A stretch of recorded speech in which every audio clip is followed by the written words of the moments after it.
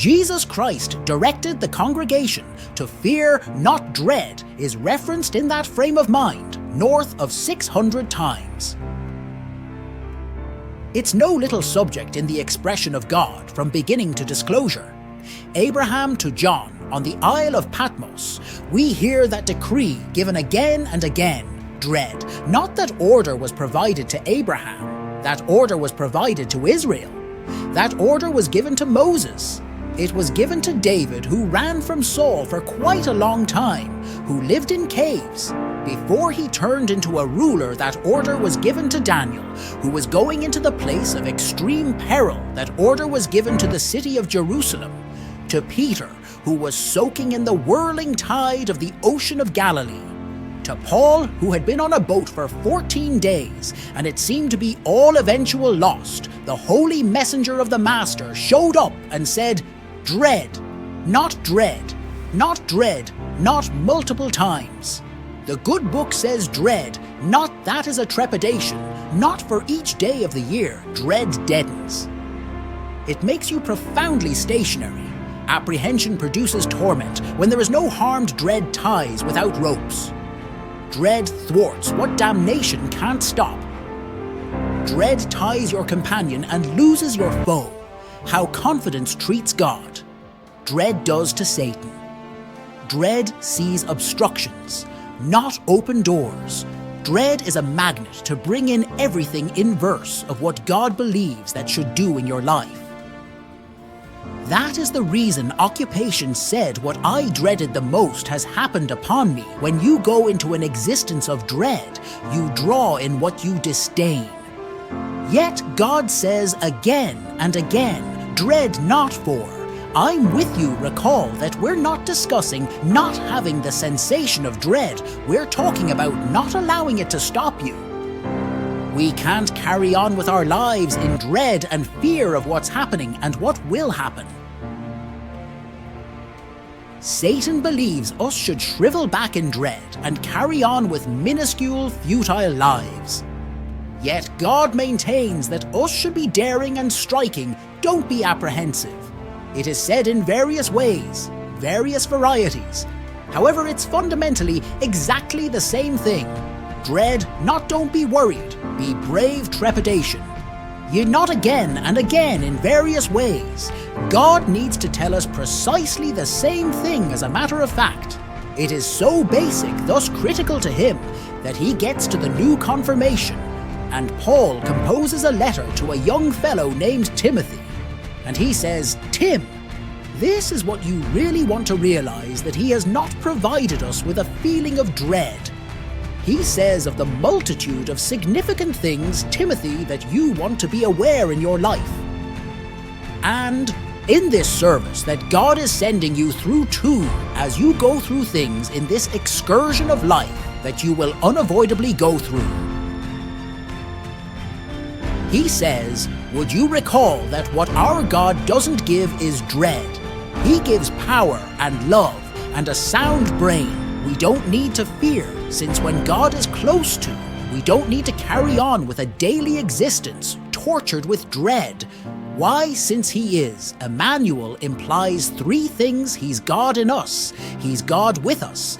Yet a considerable lot of you have failed to remember the third thing. He's God who is for us. God isn't simply with you and in you. Yet someone necessitates to hear this today. God is for you. He understands what you've done. He knows what your identity is. He actually maintains that you should know, I'm not against you. I'm with you. I'm in you furthermore. I'm for you. Quit believing I'm attempting to get you back. I'm for you. I'm for you, the acknowledgement of the presence of the ruler with us. What an extraordinary solace to have the ruler say, don't be apprehensive, I am with you. Paul, keeping in touch with the Romans, said, assuming God be for us, who can be against us? The prophet Isaiah said, dread not, for I'm with you. Be not frightened, for I'm your God. I will reinforce you. I will assist you. Yes, I with willing maintain you by the right hand of my exemplary nature. dread is a genuine criminal in our lives. Isaiah 41:10 says, "Dread not, nothing remains to be dreaded well." Isn't that fascinating? For I'm with you. That is the main response he gives, since I'm with you, thus assuming we truly know who the Master is. I'm not discussing about to chapel, however, I mean in the event that you truly know who the ruler is. We don't need to understand what he will do. We don't need to know while he will do it. We don't need to understand what the way will be. We simply say, "Ruler, I know you're with me," and subsequently I can do what I really want to do in light of the fact that when dread makes you stop and to not do anything, it's the expert, soul. I accept that the foe uses to attempt to hold us back from satisfying our predetermination. Thus he lets us know it's basically impossible that he says, "You became scared of this." You know, whether you bombed before, then you became apprehensive that you will flop in the future. Yet God says, "Dread not, for I'm with you." I love that essentially nothing remains to be dreaded.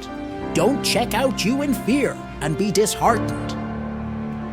You know, it's one of our concerns. We look around us a lot, as opposed to looking into the more you gaze at your concerns, the more you practice your concerns, the greater they will get. Each time you go through something troublesome, it makes you somewhat more grounded. Only a tad bit more grounded when the trepidation thumps at your entryway. Send confidence to reply, and nobody will be there. Isaiah composed, "I will trust, and I won't be apprehensive." The method for overcoming dread is to start to amplify God. Amplify implies you make him greater than your trepidation are. You going through dubious times, right? Currently, are you pained about the future? The trepidation and the worry leaves as I set it back in his grasp and say, "Well, ruler, I'm yours. I realize you're in charge of these circumstances, and however, I don't have the foggiest idea why. Yet, Master, I trust you, and I'm certain that you have an arrangement and a reason a long ways past anything that I can see. God is for yourself, and assuming God is for you, who minds who's against you? In the event that you're under the heavenly blessing of God, how might man stop you? God can accomplish beyond what I can say. God can accomplish beyond what I can accept. God can accomplish beyond what I can envision, yet it needs to come in my life. There needs to come something where the soul of dread gets severed. Dread, not that you're rolling to return to what God brought you out on dread, not that you will get disease, or the malignant growth is returning trepidation. Not that terrible things will happen to you that is not the voice of the essence of God. This is what I want to discuss today. You will have that child, you will live and not kick the bucket. You will get hitched, assuming you will look out for the ruler in the planning of the Master, and it will be honored. Don't allow dread to overwhelm your life. I reprimand dread trepidation. Not, it will be good. He has not provided you with the soul of dread that goes after your psyche and your body, and you live considering what will happen today.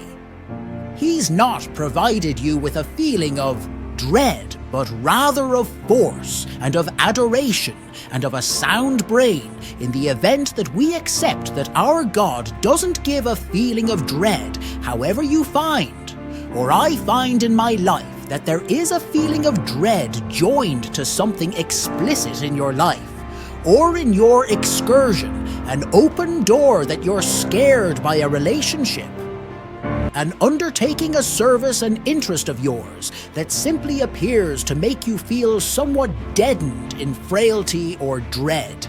In the event that you and I understand what we know currently founded on the sacred writings that God doesn't give dread, yet you sense that there is a feeling of dread joined to something in your life. and you realize God didn't give it, that implies you realize who did.